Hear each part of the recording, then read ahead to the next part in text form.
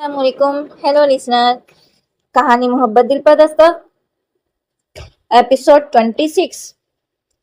कहानी को आगे सुनने से पहले चैनल को सब्सक्राइब, कहानी को लाइक एंड शेयर ना करें, कमेंट में बताएं आपको कहानी कैसी लग रही है। चलिए आगे सुनते हैं। वह पैर पटकती सबा के कमरे की तरफ बढ़ गई।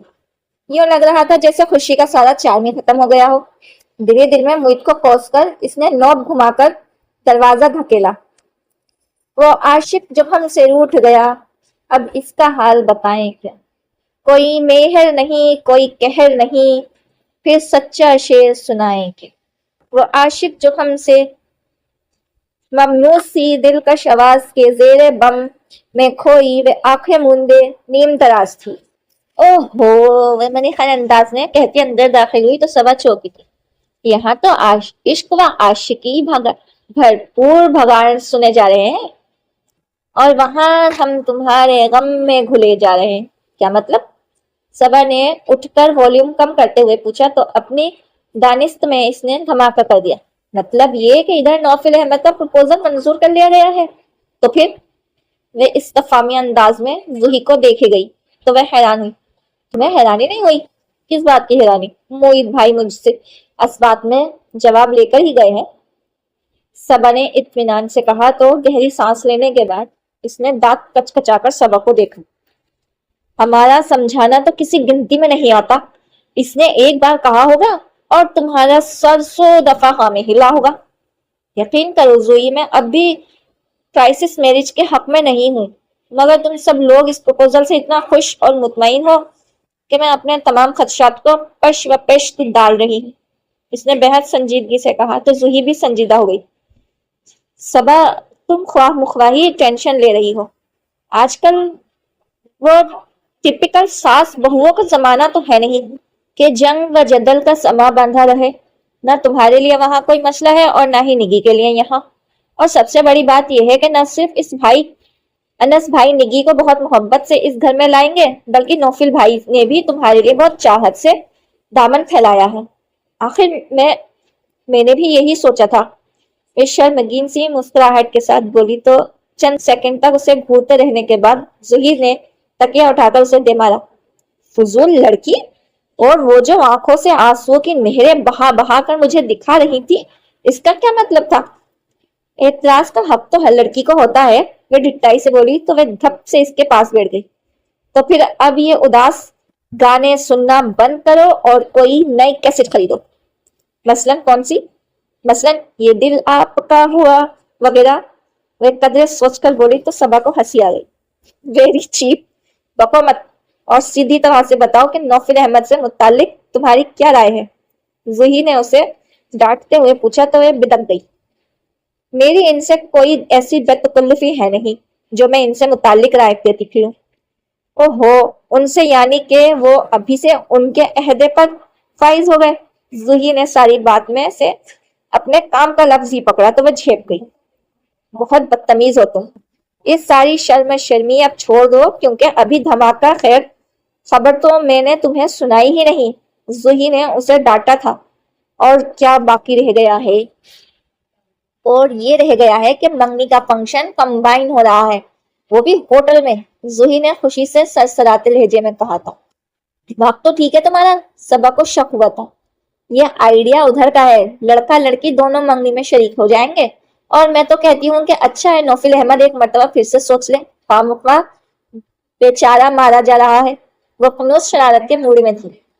जूही, झूठ मत बोलो, मेरा दिल भी अभी से डरा जा रहा है, इसने अपने दिल पर हाथ रखकर कहा।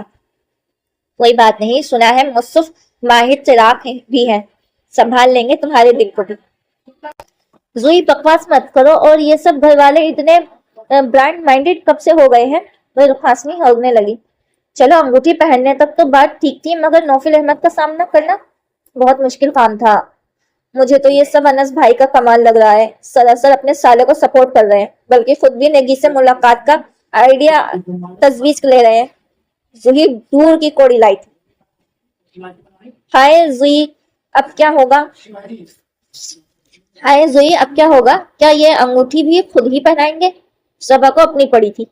सदके जाऊं, क्या क्या अरमान पल रहे हैं बच्ची के दिल में। زوئی نے طنز کیا تو وہ بری طرح چھیپ گئی. ذلیل, میں تو یوں ہی پوچھ رہی تھی.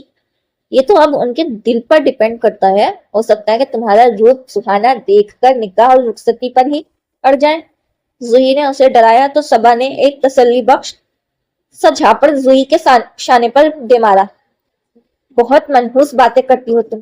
اچھا ہے نا, جلدی سے تم دفع ہو, پھر یہاں صرف اور صرف میری اور ہمراہ کی حکومت ہوگی. جہاں چاہے ہم گند ڈالیں, ناشتہ بنائیں نہ بنائیں, کھانا پکائیں یا ہوٹلنگ کریں, ہمیں کوئی بھی نصیحت کرنے والا نہ ہوگا. اور یہ کہ میں شیخ چلی کے سارے ڈنڈے ٹوٹ جائیں گے. اس کے خوفناک ارادوں کو صبا نے بیچ میں ہی توڑ دیا تو میں اسے گھورنے لگی. پھر اٹل انداز میں بولی, دیکھ لینا تم, نوفل احمد کا دل تم پر بری طرح آیا ہے. دیکھی جائے گی, اس نے بھی چرانے والے انداز میں کہا. بدلتا ہے رنگ آسمان کیسے کیسے. زوہی بھر کے رہ گئی. زوہی, ایک بات پوچھو. صبا نے اسے بغور دیکھتے ہوئے پوچھا تو وہ بے پرواہی سے بولی, اگر تم یہ پوچھنا چاہتی ہو کہ میرا نوفل احمد میں کوئی انٹرسٹ ہے یا نہیں تو بے فکر رہو, میں ہمیشہ نہیں ایک بہن کی نظروں سے ہی دیکھتی رہی ہوں. نہیں زوئی, میں پوچھنا چاہتی ہوں کہ تمہارا موید بھائی کیسے لگتے ہیں. میں بالکل سنجیدہ تھی. زوئی کو جھٹکا سا لگا. کیا مطلب ہے تمہارا؟ تحیر بھری نگاہوں سے اسے دیکھا تو وہ بولی, یہ ہے کہ تمہارا موید بھائی کے بارے میں کیا خیال ہے. بے فکر ہی رہو, کوئی خاص اچھے خیالات نہیں ہیں میرے اس کے متعلق.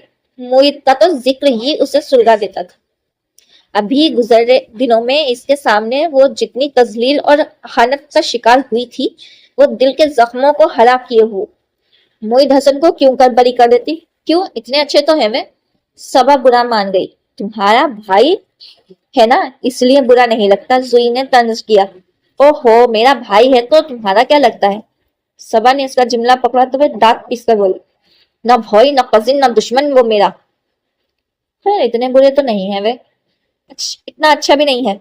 ہر وقت دفعہ 302 لگانے کو تیار. اگر اسے کسی کو پھانسی دینے کا اختیار ہوتا تو وہ سب سے پہلے میرا نام تجویز کرتا. کس قدر خبیث ہو تم زوئی. وہ تو ہم سب کا اتنا خیال کرتے ہیں, تم ہی ہر وقت ان سے.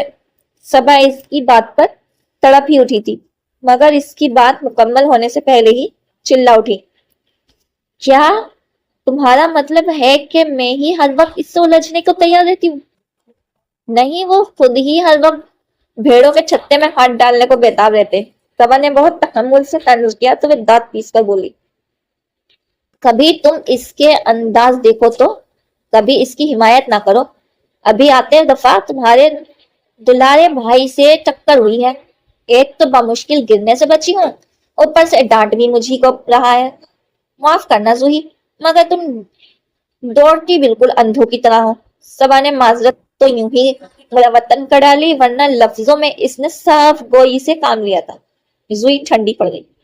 وہ بھی یہی کہہ رہا تھا. ویسے آج کل تو تم موید بھائی سے کچھ زیادہ ہی نہیں ٹکرانے لگی. صبا نے مسکراتے ہوئے کوئی محتاط سا انداز لگانا چاہا تو وہ کچا چبا جانے والے انداز میں اسے گھٹتے ہوئے, نہ تو میں اندھی ہوں اور نہ ہی میرے دماغ میں کوئی خلل پیدا ہوا کہ میں اس نتھے بیل سے ٹکراتی پھروں.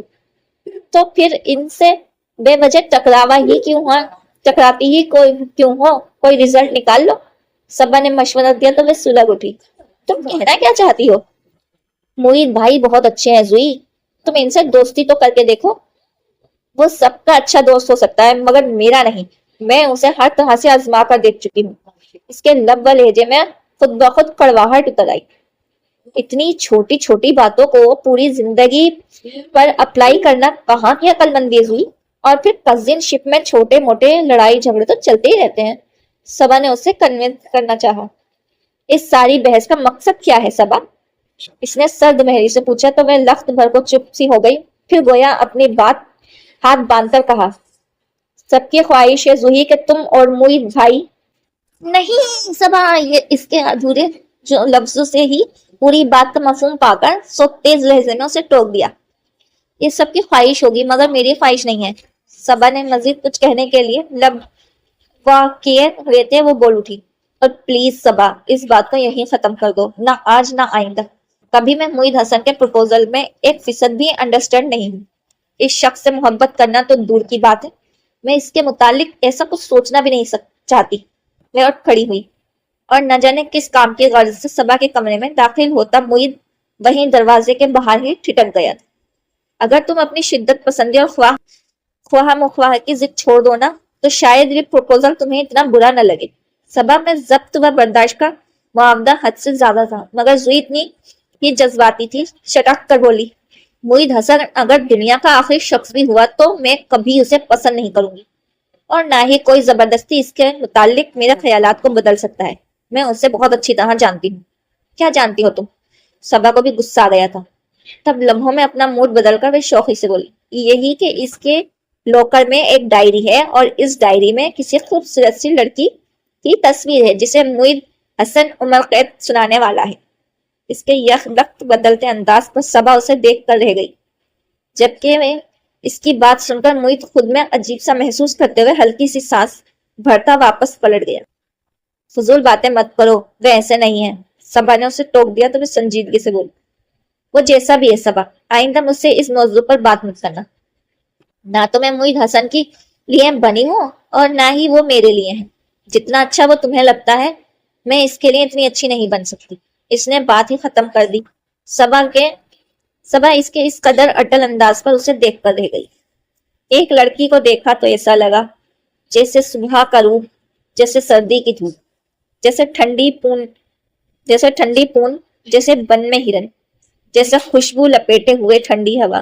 ایک لڑکی کو دیکھا تو ایسا لگا جیسے ناچتے مور، جیسے ریشم کی ڈور، جیسے پریوں کا راگ، جیسے سندل کی آگ۔ آنکھیں موندے میں پوری طرح گانے کے بولوں میں گم ادنیا کو سلگا گیا تھا۔ اس سے برداشت نہیں ہوا تو آگے بڑھ کر ڈیک آف کر دیا۔ وہ چونک اٹھا تھا مگر ادنیا کو سامنے پا کر مسکرا دیا۔ تم؟ وہ اٹھ بیٹھا تھا۔ کیوں؟ تم کسی کی توقع کر رہے تھے؟ تنزری انداز میں کہتی اس کے مقابل جا بیٹھی۔ وہ ہنس پڑا۔ توقع تو نہیں کر رہا تھا بھائی، خواب دیکھ رہا تھا، اس نے شرارت سے کہا تو ادنیا کو لگا کسی نے اس کا دل مٹھی میں جکڑ لیا ہو۔ بہت خوش ہو؟ چبھتی نظروں سے اسے دیکھا تو وہ الٹا اس سے پوچھنے لگا، کیا نہیں ہونا چاہیے؟ تمہیں اس قدر اچانک سبق پسند کیسے آ گئی نوفل؟ اس کے سلگتے لہجے کی آج نوفل تک نہیں پہنچی تھی، اس لیے میں مسکرا کر بولا، پتا نہیں یار، بس دل نے کہا کہ یہی ہے وہ جس کی تجھے تلاش ہے۔ پھر میں نے بھی دل کے ہاتھ زیادہ اڑنے کی کوشش نہیں کی، کیونکہ دماغ کی بھی یہی رائے تھی، سو نتیجہ تمہارے سامنے ہے۔ مگر نوفل، ایسا کیا پسند آ گیا ہے اس میں تمہیں؟ اس نے ہار برداشت نہیں ہو پا رہی تھی۔ نوفل نے حیرت سے اسے دیکھا، پھر رسائن بھرے لہجے میں بولا، اس میں کمی بھی کچھ نہیں ہے ادنیا، اور مجھ میں کس بات کی کمی ہے نوفل احمد؟ یکلخت پھٹ پڑی تو نوفل کو لگا جیسے چھت اس کے سر پر آ گری ہے۔ میں تو اپنے بچکانہ پن میں خلیل الرحمن کو اپنا بیٹھی تھی، مگر اس کی تحویل میں جا کر مجھ پر کھلا کہ وہ میرا دل تو جانے کب سے صرف اور صرف تمہیں اپنا مانتا چلا رہا تھا۔ تم سامنے نہیں تھے تو جانے کیسے میں اپنی زندگی کی سب سے بڑی غلطی کر بیٹھی، مگر تم نے بھی مجھے روکنے کی کوشش نہیں کی۔ تم ایک بار بھی مجھے آواز دیتے تو میں لوٹ آتی۔ وہ کیا کہہ رہی تھی نوفل کو سمجھنے میں دشواری پیش آ رہی تھی، ذہن کے جیسے پرکھچے اڑ گئے تھے۔ ادنیا کا یہ روپ تو کبھی نہیں دیکھا تھا۔ یہ کیا ہو گیا ہے تم ادنیا؟ ہوش میں تو ہو تم؟ میں بمشکل اپنے ذہن کو سمیٹ پایا تھا، سختی سے کہا تو میں اپنی آنکھیں وہ بھر لائی۔ اپنی غلطی کا احساس ہوتے ہی میں اس شخص کا ناتا توڑ کر واپس چلی آئی تھی نوفل، صرف اور صرف تمہارے لیے، اور اب تم ہی مجھ سے یوں ٹھکرا کر کسی اور کے خواب دیکھ رہے ہو۔ شٹ اپ ادنیا، ایک لفظ بھی مزید مت کہنا۔ میں صدمے کا شکار تھا، اونچی آواز میں اسے ٹوک گیا۔ کیوں نہ کہوں؟ اپنی ساری زندگی کا حاصل اتنی خاموشی سے کیسے گنوا دوں؟ تڑپ اٹھی تھی، جبڑے بھیج کر رہ گیا۔ اس قدر غیر متوقع صورتحال نے اسے اندر تک ہلا ڈالا تھا۔ میرے خیال میں تمہاری طبیعت ٹھیک نہیں ہے ادنیا، جا کر آرام کرو، میں بے حد سرد لہجے میں بولا۔